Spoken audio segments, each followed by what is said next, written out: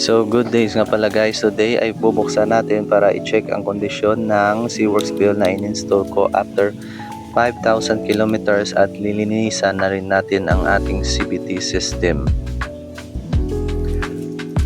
Ayan guys, yan po yung itsura ng kanyang air filter element sa kanyang primary ship after 5,000 kilometers at kagagaling rin po namin dyan mag-rise from Murcia to Gulungan. Grabe yung ulan at dyan makita nyo madaming naipon ng mga buhangin na na-filter nung foam nya sa may kanyang pulley.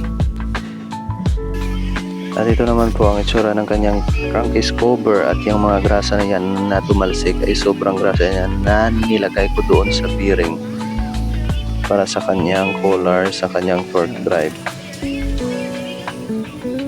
Okay. At ito na po yung itsura ng SeaWorks clutch bell na in-install ko. Maganda po yung pagkalapat ng ating clutch shoe. Yan po.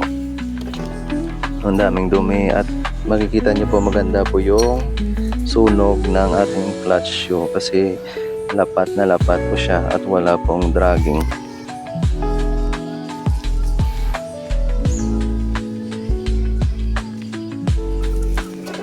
At dito po sa part ng video na ito ay tapos ko na pong linisan ng aking crankcase cover at pinupunasan ko na lang po yan para matuyo at ready na pong ibalik sa aking NMAX.